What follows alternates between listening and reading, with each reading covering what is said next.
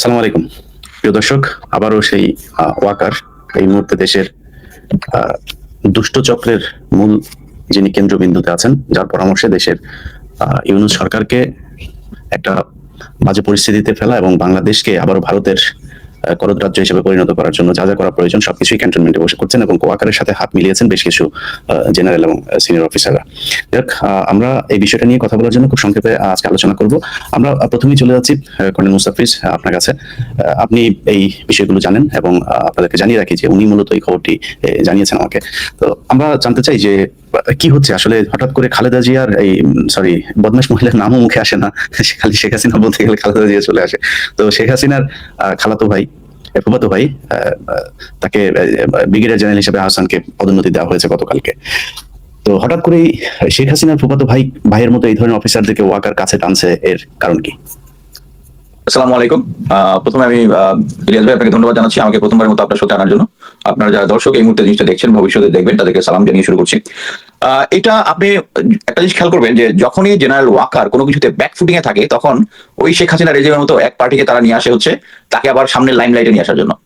এটা ন্যাক্কারজনক। যেটা দেখলাম গতকালকে, দেখলাম যে সার্জিস আলম পোস্ট দিয়েছে জেনারেল ওয়াকারের কি কি কাজ করেছে, জুলাই অভ্যুত্থানের যাদের সিএমএইচে ভর্তি করেছে তাদেরকে কিভাবে সহায়তা করেছে, এবং এর সাথে একটা সমসাময়িক তুলনাও করেছে যে কোনো অ্যাডভাইজারের কাছে যায়নি। এটা বোঝাই যাচ্ছে যে তা নির্লজ্জভাবে তাকে হাইলাইট করার চেষ্টা করতেছে। এখানে একটা জিনিস বুঝতে হবে, আমি আমার প্রতিটা শোতে, আমার নিজস্ব লাইভে একটা জিনিস বারবার বলে আসছি যে বাংলাদেশে এখন যে সমস্যা গুলো চলছে, আইন শৃঙ্খলা পরিস্থিতি থেকে শুরু করে সামাজিক, রাজনৈতিক যত কিছু আছে সবকিছুর অ্যাটলিস্ট 60% অফ হয়ে যেত যদি জেনারেল ওয়াকারকে সরিয়ে দেওয়া হতো। এর কারণটা কি?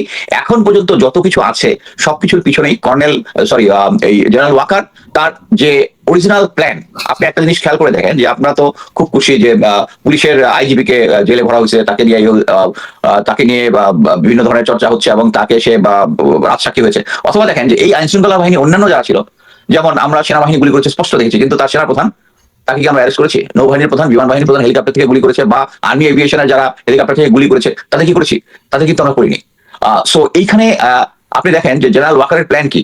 আওয়ামী লীগ আমলের যারা ছিল তাদেরকে, মনে করেন একটা সিচুয়েশন যদি হয়, সিচুয়েশন মানে কি, আমরা যে বারবার শুনি আপা চলে আসবে, এরা চলে আসবে, কিছুদিন পর পরে হাই উঠে জেনারেল ওয়াকার ক্ষমতা দখল করতে, তখন আওয়ামী লীগের ইয়ার মধ্যে একটা খুশির বন্যা বয়ে যায়, ইন্ডিয়ান মিডিয়াগুলোতে হাইলাইট করা শুরু করে। এটা তো স্পষ্ট বোঝা যায় যে জেনারেল ওয়াকার কাদের প্ল্যানে কাজ করছে। এই যে দেখেন, ঢাকাকে একটা ক্রাইসিস সিচুয়েশন যদি হয়, ঢাকাকে কন্ট্রোল করার জন্য কে কে থাকবে? 90 জিওসি ইজ ভেরি ইম্পর্টেন্ট। কার লোক? সেই শেখ হাসিনা বলে দিয়েছিল। ডিজিবিজিবি সেই একই লোক যে যার আদেশে কর্নেল রেদওয়ান পাবলিকের দিকে গুলি করেছিল।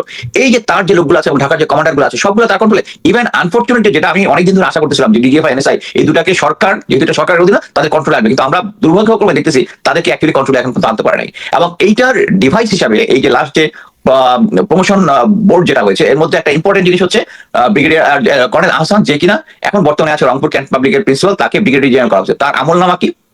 সে হচ্ছে বেসিক্যালি জেনারেল ওয়াকারের শ্যালক এবং জেনারেল মুস্তাফিজের ভাগিনা সম্ভবত। সো এই সূত্রে এই অফিসারকে, আমি নিজে যখন প্যারাকমান্ডার অধিনায়ক ছিলাম তখন একবার হঠাৎ করে শুনতে পারলাম যে এসএসএফ একটা কনফারেন্স হয়েছে, কনফারেন্সের মধ্যে ডিসিশন হয়েছে যে ঢাকার 3টা সিও প্যারাকাউন্টে ব্যাটালিয়ন, এদেরকে আওয়ামী লীগের আপনার লোক হতে হবে, সিকিউরিটি ক্লিয়ারেন্স হতে হবে না। মানে হচ্ছে I am going to be out, যেহেতু আমি সিও প্যারাকাউন্টে ছিলাম। এই কথা শোনার এক সপ্তাহের মধ্যে আমার পশ্চিম চলে আসছে মিশন, ইভেন্ট মিশনে। আমি যেখানে 2টা মিশন করছি বেশি দিন হয় নাই, আমাকে 3rd মিশনে, কারণ আমি তো কোনো ঘাপলা করি না তাড়াতাড়ি সরাই দেওয়ার জন্য। এখন এরকম একটা পরিস্থিতিতে আপনার লোক, এই হচ্ছে আওয়ামী লীগের আপনার লোক, এই আহসানকে ডিজিএফআই র্যাব দুটাতেই প্যারালালি বিএনপি কে সাইজ করার জন্য, প্লাস হচ্ছে 2018 এবং 24-এর নির্বাচনে সে খুব মানে প্রথমটা হচ্ছে জেনারেল আবিদিন, তারপরটা জেনারেল আকবরের আন্ডারে। আমরা সবাই জানি যে মেজর জেনারেল আবিদিনকে একটা হিউজ অ্যামাউন্ট অফ মানি দেওয়া হয়েছিল এই নির্বাচনটাকে ম্যানিপুলেট করার জন্য। এই টাকার একটা অংশ ডিস্ট্রিবিউশন করেছে হচ্ছে এই আহসান, এবং এর মাধ্যমেই পরবর্তীতে এই মেজর জেনারেল আহসান কিন্তু ওই টাকার একটা অংশ নিয়ে চলে গেছে। এই লোকের যেরকম টাকা পয়সা নিয়ে সমস্যা আছে, তার দ্বারা বিএনপি এবং অন্যান্য রাজনৈতিক দলগুলো গ্রাউন্ডে ছিল, তারা নির্যাতিত হয়েছে। শুধু তাই না, এই আমরা যে জানি যে বিচারপতি সিনাকে যে দেশ থেকে তাড়িয়ে দেওয়া হয়, তাকে প্রেশার দেওয়ার জন্য এই আহসানের মাধ্যমে তার নিকটাত্মীয়দেরকে এনে টর্চার করে তাদেরকে ইয়া করা হয়েছে, এবং একেই দেওয়া হয়েছে হচ্ছে এখন ব্রিগেডিয়ার জেনারেল প্রমোশন দেওয়া হয়েছে। প্রথমে তারা যখন খুব ভালোভাবে, এটা কেমন হইলো আমার কাছে যেটা মনে হচ্ছে, এটা আমি কিছু খোঁজ খবর নিয়ে যেটা জানলাম, প্রথমে ও যেহেতু একটা হাইলাইটের মধ্যে ছিল, সবাই তাকে চিনে, তাকে দূরে রংপুরে পাঠিয়ে দিচ্ছে। সো এখন সিচুয়েশন নর্মাল হয়েছে, এখন তাকে প্রমোশন দিয়ে নিয়ে আসা হয়েছে। তার এইম একটাই যে তাদেরকে ফিউচারে যদি কোনো সিচুয়েশন হয় তাহলে তাদেরকে কাজে লাগানো হবে। আমি আরো একটা অফিসারের নাম বলি, শুধু এটা না, একটা হচ্ছে মেজর ব্রিগেডিয়ার জেনারেল মঞ্জুর আছে, ডিজিএফআই তে ছিল, যারা সাইফুলের সাথে ছিল, তারপর জেনারেল আকবরের সাথে ছিল, 46 ব্রিগেডের দায়িত্ব পালন করছে, তাকে প্রমোশন দেওয়া হয়েছে। দেন আছে হচ্ছে একটা আহসানুল কবির, একটা নাম শুনেছেন, লেফটেন্যান্ট কর্নেল ছিল, বর্তমানে তাকে ব্রিগেডিয়ার জেনারেল করা হয়েছে। এই আহসান কবির অ্যাকচুয়ালি ভুল একটা পরিচয় দিয়ে আমার সাথে করে আমাকে সবসময় ডিজিএফআই ইনফরমেশন দিত, পিনাকি দাদাকে দিত, পরবর্তী আমি বলে দিলাম যে এটা একটা ভুয়া জিনিস। এবং সে গিয়ে ধরাটা খাইছে কিভাবে, সে ক্যারেট কলেজ ক্লাবে বলছে যে আমাকে মোটামুটি সে ক্যাপচার করে ফেলছে, আমাকে মোটামুটি ডিল করে ফেলছে। সো এই একজন আছে। তারপর হচ্ছে আরেকজন আছে লেফটেন্যান্ট কর্নেল মুস্তাক 43 রং করছে, হাসিনা আমলে র্যাব এবং র্যাব 14 তে কাজ করেছে। লেফটেন্যান্ট কর্নেল ইফতেখার একজন আছে, 42 রং করছে, র্যাব হেডকোয়ার্টারে কাজ করেছে। Lieutenant colonel Khandaker Mustafizur Rahman, unfortunately is command officer, তার ওয়াইফও ছিল ডিজিএফআইতে। এরকম আরো অনেক আছে, বিস্তারিত আমরা হয়তো আরো সবকিছু লিস্ট পাবো কে কোথায় ছিল। অ্যাকচুয়ালি মাত্র প্রমোশনের ইয়াটা বেরোচ্ছে। এর মেইন এইম হচ্ছে, দেখেন এটার পাশাপাশি যদি আপনি দেখেন যে এই গত 15-16 বছরে যে সমস্ত অফিসাররা নিগৃহীত হয়েছে, তাদের প্যারালেলি যারা সিভিল অ্যাডমিনিস্ট্রেশন আছে, পুলিশ আছে, আমার ফ্রেন্ড পুলিশে যে আছে সে অলরেডি 2টা প্রমোশন পেয়ে চলে গেছে। আর আমাদের যারা এখানে আছে তাদেরকে এখন পর্যন্ত শুধু আশার বাণী শোনাচ্ছে, এবং তাদেরকে নিগৃহীত মানে কি, তাদেরকে চেষ্টা করা হচ্ছে তাদেরকে ডিজিএফআই এর মাধ্যমে ডেকে এনে তাদেরকে একটা ডিল সাইন করানোর চেষ্টা করতেছে। এই ডিলটা করলেই তোমাকে সবকিছু দিয়ে দিব। আপনি দেখেন এখন পর্যন্ত সামান্য কিছু অফিসারকে ফুল রাইট দিয়েছে। আমরা সবাই জানি লেফটেন্যান্ট কর্নেল হাসিন স্যারের মতো লোক, যিনি ডাবল বীর প্রতীক পাওয়া, তাকে কিন্তু এখনো ওই চেষ্টা করা হচ্ছে লেফটেন্যান্ট ব্রিগেডিয়ার হাসান নাসির স্যারের সাথে একটা কেওয়াস লাগানোর জন্য। এই যে আপনারা কয়েকদিন আগে শুনেছেন লেফটেন্যান্ট ফিরোজ ইফতেখার, তার সম্বন্ধে তার সাথে আমি অ্যাকচুয়ালি সে আগস্টের আন্দোলনের ফ্রন্ট লাইনে ছিল, তার সাথে আমার রীতিমতো সবসময় যোগাযোগ থাকতো। বাট আমি যখন শুনেছি তাকে ডিজিএফআই ডেকেছে, আমি তাকে সরাসরি প্রশ্ন করেছি, এই তোমাকে ডিজিএফআই স্যার, ও তো আপনি তো আমার প্লাটুন কমান্ডার হন বিএমএতে, আমাকে ডেকেছিলেন আমার খোঁজ খবর নেওয়ার জন্য, ভালো খোঁজ খবর নেওয়ার জন্য, আমি তুমি কোনো ডিলে যাও নাই তো? তখন আমার সন্দেহ হয়েছিল। বাট ইফতেখারের একটা ইম্পর্টেন্ট জিনিস হচ্ছে, সে ডিজিএফআই তাকে ডেকে বিভিন্ন সময় বিভিন্ন অফার দিয়েছে হাসান নাসির স্যার, ব্রিগেডিয়ার হাসান নাসির স্যারের সম্বন্ধে নেগেটিভ কথা বলার জন্য, কিন্তু সে কিন্তু তাকে বিক্রি করে নাই। তার ফাইন্যান্সিয়াল সমস্যা ছিল, ইয়া ছিল। একে যখন কোনোভাবেই করতে পারতেছে না, তখনই কিন্তু এই যে ডাকাতির মামলাটা সাজানো হয়েছে। আপনি একটা জিনিস খেয়াল করে দেখেন, এটা কিন্তু মেইনলি করেছে হচ্ছে আর্মি সিকিউরিটি ইউনিট, তার নাম হচ্ছে কন্ট্রোল বাই ব্রিগেডিয়ার নামটা জানো কি, সেলিম আজাদ, ব্রিগেডিয়ার সেলিম আজাদ, এবং একজন ডাইরেক্টর ব্রিগেডিয়ার সাজ্জাদ ডিজিএফআই। এই সাজ্জাদ আবার 24 লগ করছে। সাজ্জাদ আমার কয়েকদিন আগে একটা লাইভের মধ্যে দেখা যাচ্ছে আমার কোর্স 24 হবে, সেও আওয়ামী লীগ, বাট এটার সাথে সে জড়িত না, সে অলরেডি রিটায়ার্ড। এই দুজন মিলে তাকে এই ডাকাতির মামলাটা সাজানো হচ্ছে। টার্গেট হচ্ছে ব্রিগেডিয়ার জেনারেল হাসান নাসির। কি কারণে? কারণ ব্রিগেডিয়ার জেনারেল হাসান নাসির 5ই আগস্টে ঘটনার পরে মায়ের ডাকের যারা গুম খুনে জড়িত পুরো ফ্যামিলিগুলোকে নিয়ে উনি ডিজিএফআই কচুক্ষেতের সামনে গিয়ে আন্দোলন করে কিন্তু এই যারা গুম খুন ছিল তাদেরকে বের করছে। আদারওয়াইজ কিন্তু তারা সবাই বের হইতে পারতো কিনা আমার যথেষ্ট সন্দেহ আছে। সো এখন মেইন এম হচ্ছে যারাই এই সরকারের পক্ষে বিপক্ষে কথা বলবে তাদেরকে হেনস্থা করা। আপনি একটা জিনিস দেখেন, আমরা সবাই প্রচার করা হয় যে যখন গণভবনে যায় বা প্রেসিডেন্ট ভবনে যায়, জেনারেল ওয়াকার তিনি নামাজের নেতৃত্ব দেন, ইমামতি করেন, উনি তাহাজ্জুদের নামাজ পড়েন, কিন্তু তার আন্ডারে যে সমস্ত ডিজিএফআই লোকজন আছে তারাই এই ব্রিগেডিয়ার জেনারেল হাসান নাসির এবং এর সাথে আপনি কয়েকদিন আগে ব্রিগেডিয়ার তানভীরের মিসেসকে দেখেছেন, যিনি ভারতের এগেইনস্টে কথা বলেছেন 25 ফেব্রুয়ারি, যে ওখানে উনি যখন ছিলেন ওখানে ভারতে হিন্দি ভাষায় কথা বলতেছে। এটা বলার পরবর্তীতে তার পরিবারের উপরে পুরো খড়গ নেমে আসছে। এবং বর্তমানে হাসান নাসির স্যার এবং আমি এটা নিয়ে কয়েকটা লাইভ এবং পোস্ট করছি, প্রত্যেকটার মধ্যে এই ডিজিএফ এর যে সিগনেচার বট কমেন্ট যারা আছে, এরা এসে এই হাসান নাসির স্যার এবং তানভীর ভাবির ছবি একসাথে করে খারাপ কমেন্ট দিচ্ছে। আপনি এখন একটা জিনিস দেখেন যে জেনারেল ওয়াকারকে সেই তাহাজ্জুদ পড়া, নামাজি ইমামতি করা এবং ছোটবেলা থেকেই তার কোর্সপেক্টটা বলতেছে তাকে 5 ওয়াক্ত নামাজ পড়া, ওই ক্যাটাগরিতে ফেললে হবে না। সে অলরেডি এভিল, অলরেডি ধাপে প্রথম থেকেই জেনারেল ওয়াকারের জিনিসটা আমরা বলে আসছি, কিন্তু প্রতিটা ধাপে উনি প্রমাণ করেছেন। সেই বুকে পাথর চাপা দেওয়ার স্টোরি থেকে শুরু করে এখন পর্যন্ত সবকিছুতেই বলে আসছেন যে উনি হচ্ছে সেই নাটের গুরু। যারাই শেখ হাসিনার বিরুদ্ধে কোনো কিছু বলতেছে বা তার বিরুদ্ধে কিছু বলতেছে, এবং সে যখনই একটু বিপদে পড়তেছে তখনই এই তার কেনা মিডিয়া, তার কেনা বট এবং বর্তমানে যারা অথেন্টিক লোক লাইক সার্জিস এখন তার পক্ষে পড়ে দিচ্ছে। হ্যাঁ, সে মিটে চিকিৎসা পাচ্ছে, এটাতে কোনো ভুল তথ্য সে দেয় নাই, কিন্তু সে যেটা করতে চাচ্ছে সেটা হচ্ছে তাকে একটা মহাপুরুষ বানানোর চেষ্টা করতেছে অন দ্য প্রেজেন্ট কন্টেক্সট, হোয়ার সে দেশটাকে একটা এনার্জির মধ্যে নিয়ে গেছে। এখন পর্যন্ত যতগুলো ক্রাইসিস হয়েছে, আমি একটা জিনিস বলতে পারি রিয়াজ ভাই, আমি 28 বছর চাকরি করেছি, এর মধ্যে নাম্বার অফ টাইম এসব তো ইনহেড অফ সিভিল পাওয়ারে কাজ করেছি, আমি জীবনের ম্যাজিস্ট্রেসি পাওয়ার পাই নাই। কিন্তু ম্যাজিস্ট্রেসি পাওয়ার না পাইলেও আমরা যখন মাঠে নেমেছি, পাবলিক আমাদেরকে রেসপেক্ট করেছে। যারা গন্ডগোল পাকানোর ছিল তারা 100 হাত দূরে চলে গেছে। কিন্তু বর্তমানে আপনি দেখেন সেনাবাহিনী গ্রাউন্ডে আছে, তারপরেও আইন শৃঙ্খলা বাহিনী নিয়ন্ত্রণ করতে পারতেছে না। পাবলিক সেনাবাহিনী সম্বন্ধে আমি কেন বলতেছি, আমাকে অনেকে বলে যে কেন আপনি বারবার, সবাই তো বলে না সেনাবাহিনীর বিরুদ্ধে, কেন আমি বলি, কারণ আমি যে সেনাবাহিনীতে ঢুকেছিলাম সেই সেনাবাহিনীর একটা রেসপেক্ট ছিল, পাবলিক আমাদেরকে রেসপেক্ট করতো। এটা ছিল ইটস লাইক ওল্ড নাইটহুড, যখন তাদেরকে বলা হতো যে তোমার মৃত্যুর সামনে আসলেও তুমি কখনো মিথ্যা কথা বলবো না। এখন আমি দেখতেছি আমার সেই সাথীওয়ালা ভাইরা গুম করতেছে। আমার সাথীওয়ালা ভাইরা যেটা জানতাম যে তারা, তাদের কাছে যদি আপনি কোটি টাকা রেখে যান ইনশাল্লাহ সেফ থাকবে, আর্মির সাথে ওই ইন্টিগ্রিটি ছিল। এখন তারা এদের সাথে মিলে কোটি টাকা বিদেশে পাচার করতেছে। এই আমার পোস্টমেট যে জিয়াউল হাসান, সেও যখন বিদেশে, যখন তাকে ধরা হয় তার বাসা থেকে 2 ট্রাঙ্ক ফরেন কারেন্সি পাওয়া গেছে।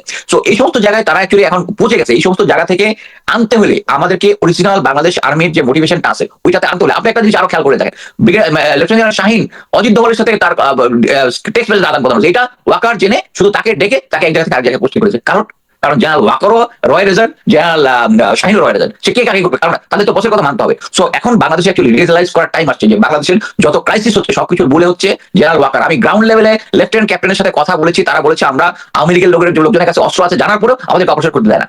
সো এই সমস্যাটার সমাধান হবে যদি জেনারেল ওয়াকার এবং শুধু আইজিপি মামুনকে ইয়া করলে হবে না, যারা যারা সেদিন অস্ত্র ধরেছিল এবং কারা কারা অস্ত্র ধরেছিল আমরা দেখেছি, ইউএন এর রিপোর্ট থেকে আমরা দেখেছি। ইভেন রিসেন্টলি আল জাজিরার যতগুলো ইয়ে আছে সবকিছুতে একটা ইন্ডিকেট করে, সেটা হচ্ছে মিলিটারি এবং আইন শৃঙ্খলা বাহিনী সরাসরি জড়িত ছিল। তো যারা যারা জড়িত ছিল, যাদের আন্ডারে থেকে ফায়ার করেছে, শুধু আইজিপি মামুনকেই এখানে গ্রেফতার করে তাকে আইনের আওতায় নিতে হবে না। এখানে মিলিটারি লিডারশিপ প্লাস আইন শৃঙ্খলা বাহিনী যাদের আন্ডারে সৈনিকরা গুলি করেছে, অফিসাররা গুলি করেছে, তাদের সবাইকে আনতে হবে। আমি আপাতত এখানে শেষ করছি, ধন্যবাদ। জি, আমরা এই সুমন ভাইকে দিয়ে শেষ করবো আজকে। সুমন ভাই যেটা বলছিলেন কর্নেল মুস্তাফিজ ভাই, যে ওয়াকারি হচ্ছে গিয়ে নাটের করু। তো এই যে সাম্প্রতিক কিছু ঘটনাও আমাদের সামনে এসেছে, সেটা হচ্ছে মাইলস্টোনে সেনাবাহিনীর ইন্টারনাল একটা অর্ডারের একটা ইয়ে এসছে কালকে আমার কাছে, যেখানে ওনারা অর্ডার করছেন যে যারা যারা মাইলস্টোনের ঘটনায় সেনাবাহিনীর বিরুদ্ধে কথা বলেছে, সেনাবাহিনীর এই লাশ চুরি করার ব্যাপারে কথা বলে, তাদের অনেককে তারা বাড়ি থেকে তুলে নিয়ে আসছেন এবং এই ঘটনা ঘটেছে, তাদের অর্ডারই শুধু হয়নি, এটা এক্সিকিউট হয়েছে। এরপরে হঠাৎ করে আমরা একটা জিনিস খুব অবাক হয়ে দেখলাম যে সার্জিস তিনি মানে ওয়াকারের ব্যাপারে খুব পজিটিভ কথা বলেন। মানে এটা তাদের মানে সার্জিসকে তো বলেও একটা পোস্ট করানো যায় না যে ভাই আপনি আমার পক্ষে একটু ই করে কথা, এটা যদি কেউ বলার পরেও কি সে পোস্ট করবে, সে তো বুঝে শুনেই পোস্ট করে, এবং নিশ্চয়ই পোস্টের পিছনে কোনো না কোনো একটা কারণ আছে।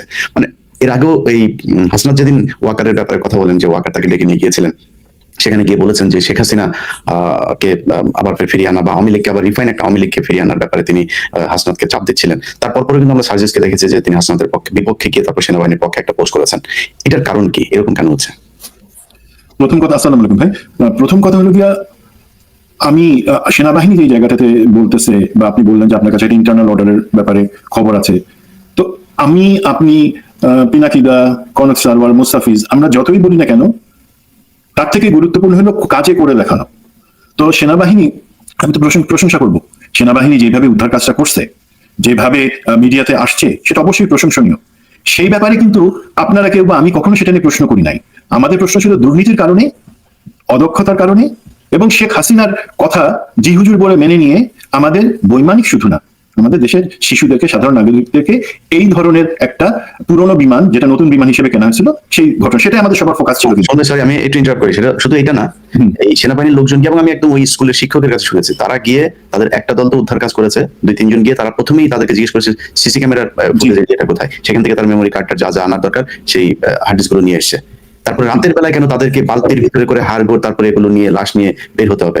স্টুডেন্টরা তো সেনাবাহিনী সেখানে গিয়েছে, সেটার বিপক্ষে ছিল না, তারপর তাদের গায়ে হাত তুলেছে, শিক্ষকদের গায়ে হাত তুলেছে, সেই কাজগুলি তো এই সেনাবাহিনী করেছে। জি, মানে আমিও সেই পয়েন্টে আসছি, সেনাবাহিনী যে কাজটা করেছে বা সেনাবাহিনী কাজের মাধ্যমে প্রমাণ করবে, তার তো কাউকে শাটডাউন করানো, কাউকে মারধর করা, ভিতরে ঢুকে, যারা চিন্তা করেন যেই পিতার, মাতার, ভাই বোনের সন্তান বা ভাই বোন এই দুর্ঘটনার মধ্যে পড়ছে, তাদের মানসিক অবস্থা থেকে সেই অবস্থায় তাদের আপনি পিটাইতেছেন।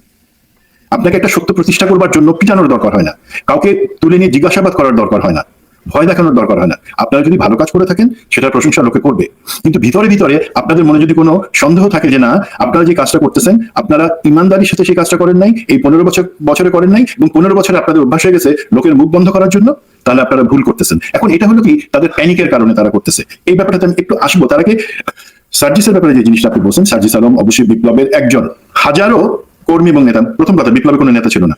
বিপ্লবী নেতা থাকলে কোনোদিন এই বিপ্লব সফল হতো না। সে বিএনপিও পারে না, কেউ পারে নাই। নেতা দিয়ে কাজ হয় না, সেটা ছাত্র জনতা বুঝাই দিছে। আপনারা সমন্বয়ক হিসেবে সামনে ছিলেন, সেই কারণে লোকে আপনাদের চিনে।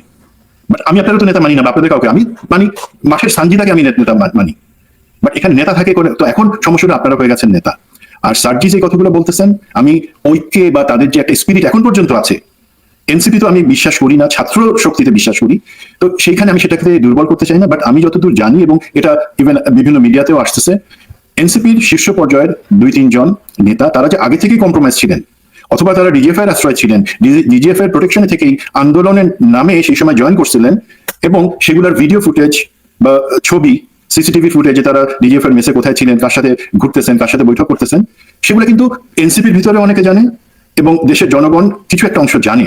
আমরা এই জিনিসগুলা এখন এক্সপোজ করতেছি না, বাট আমার মনে হয় সেইটা একটা ভয়, সেটা একটা রশি তাদের কোমরে বেঁধে, সেই 2-3 জনের কোমরে বেঁধে রাখা হয়েছে, যে দেখো তোমাদের এই জিনিসগুলো কিন্তু পাবলিক যদি জানে যে তোমরা আসলে আন্দোলনের কোন পক্ষে ছিলা, তাহলে মুশকিল। সুতরাং বেশি বারবার বানা, আর মাঝে মাঝে আমাদেরকে একটু তেল দিবা, সেই কাজটা হয়তো করতেছে। বাট জনাব সার্জিস আলম, আপনি এখন নেতা হিসেবে প্রতিষ্ঠিত, আমি চাই না যে এই ব্যাপারে আপনার সাথে কনফ্রন্টেশনে যেতে, বাট যখন আপনাদের কোনো দুর্বলতা দেখি তখন মনে হয় যে আসলে এখানে অন্য কিছুর ভয় বা টান আপনাদের মধ্যে আছে। আপনাদের ভয় থাকবে কেন?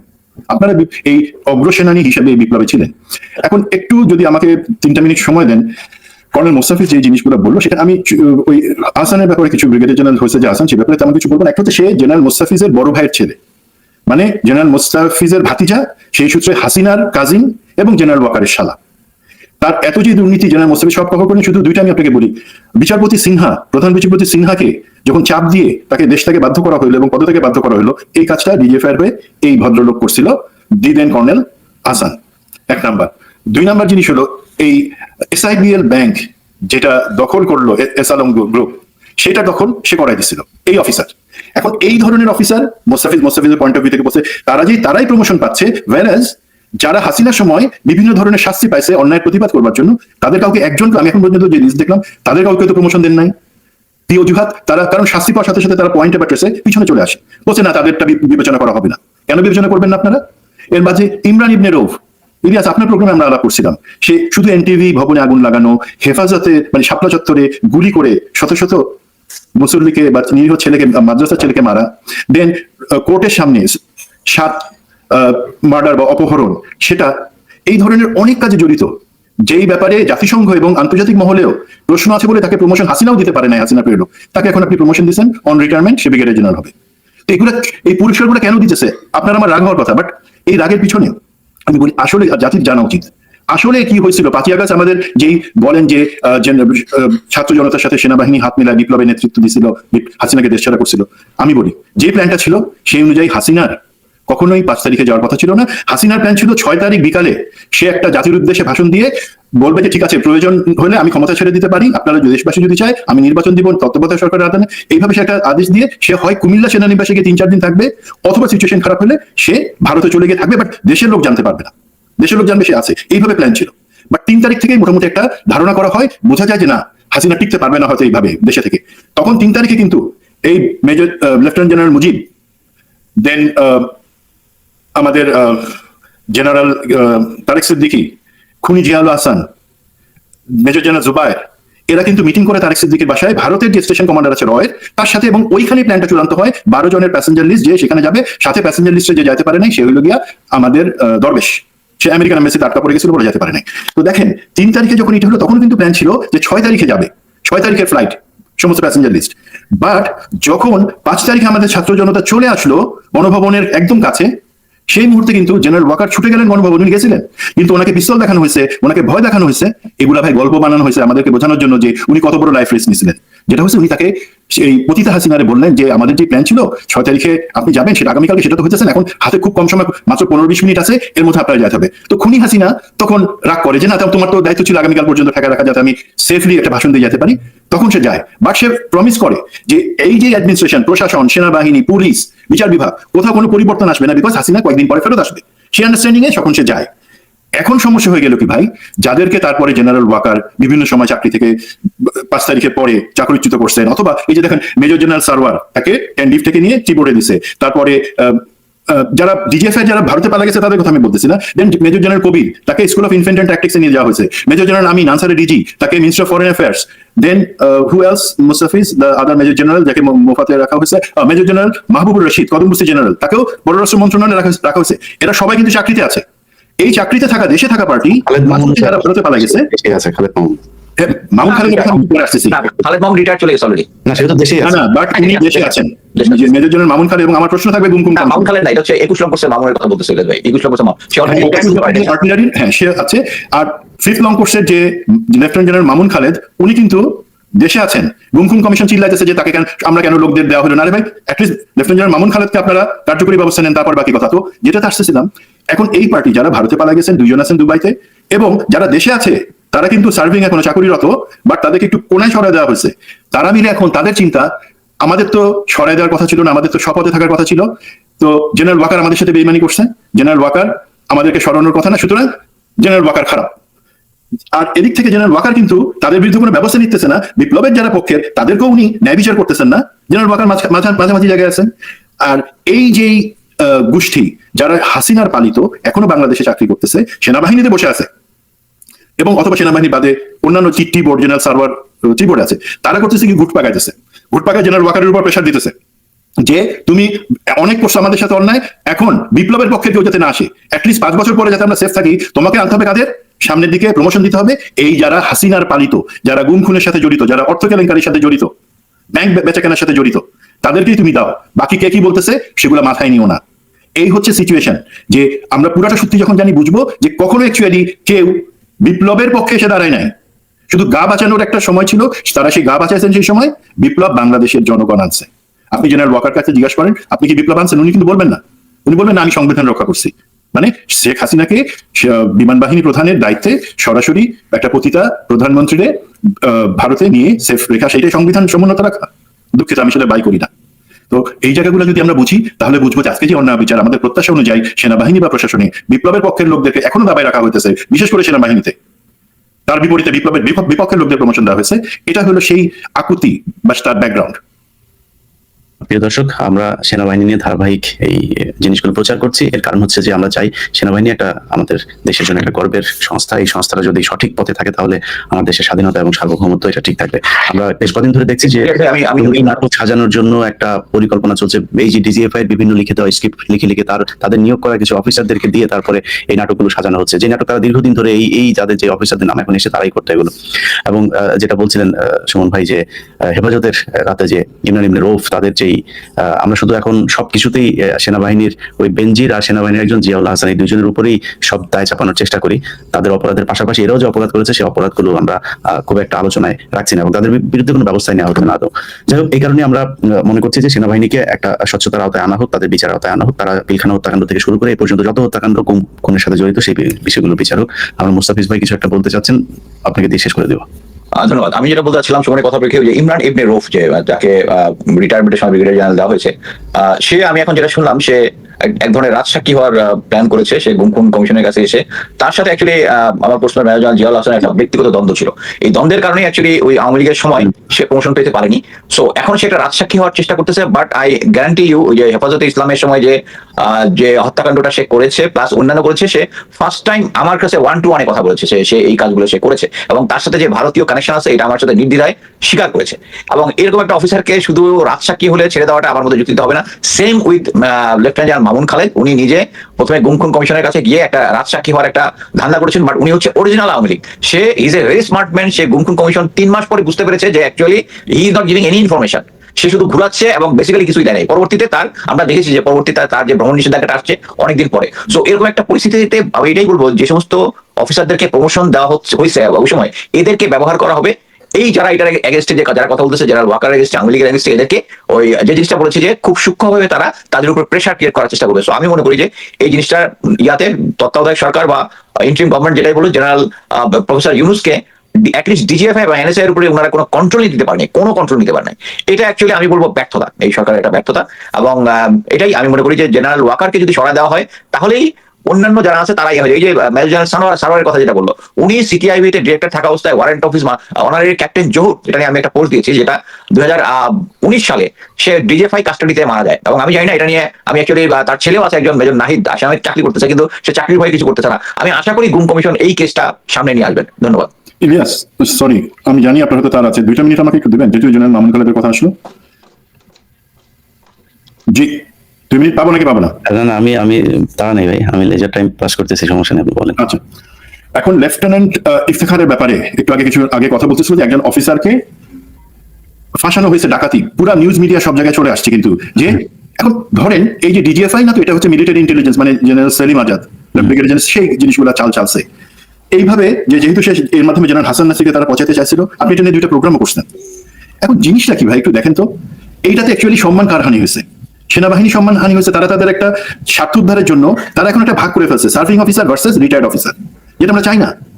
যে সেইভাবে এই ধরনের নাটকগুলা, আমি কখনো আমার নিজের ব্যাপারে কখনো কিছু বলি না। আমি একটা জিনিস একটু ঘটনা বলি। 2009 সালে যখন মিডিয়ারে আমি প্রতিবাদ করাই এবং জেনারেল মইনুল আহমেদকে দরবার করতে বাধ্য করায়, আমাকে যে 3 দিন পরে হাসিনার অ্যাড্রেসে 3 দিন পরে আমাকে যে গুম করে 2.5 দিন রাখলো ডিজিএফআইতে, সেই সময় থেকে তার বাধ্য আমাকে ছেড়ে দিছে, মেরে ফেলে নাই। বাট তখন থেকে তাদের মনে একটা ধারণা যে আমার কাছে কোনো এভিডেন্স আছে বা কোনো বড় কোনো প্রমাণ আছে এই সরকারের বিরুদ্ধে, মিডিয়ার বা অন্য কোনো ঘটনা নিয়ে।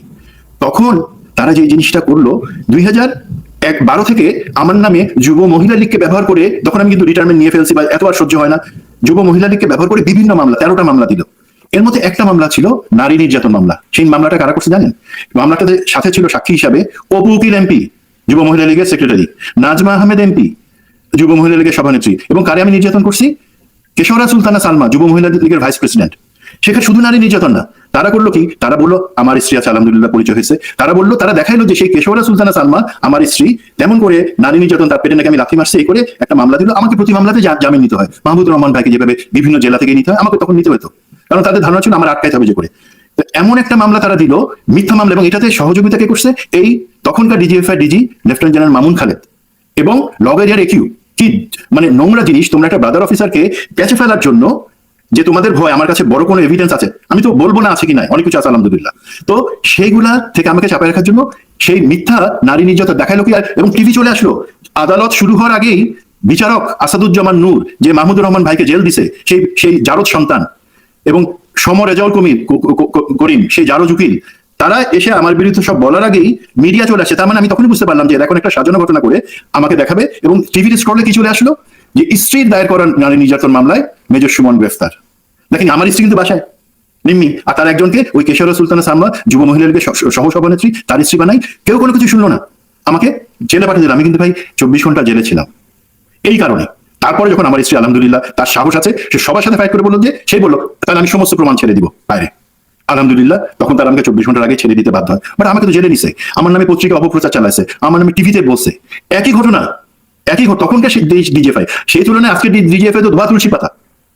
বাট তার জায়গায় এখন মিলিটারি ইন্টেলিজেন্স এবং অন্যরা মিলে এই ধরনের নোংরামি করতেছে, যে লোকজনকে চরিত্রহীন দেখাই, তাদেরকে ফাঁসাই, জেলের ভিতরে নেওয়া, যাতে তাদেরকে আলাদা করে নিতে পারে, যাতে তাদের দাঁড়াবা শক্তি, গলা উঁচু করে সত্যি কথাটা বলার শক্তি না থাকে। আমি অনুরোধ করবো জেনারেল ওয়াকারকে এবং তার সাথে যেই চ্যাংরা ছেলেপেলেরা আছে, স্টপ দিস। আমাদের কাছে, আমি আজকে রিয়াজ ভাই আপনাকে বললাম, আমার কাছে আলহামদুলিল্লাহ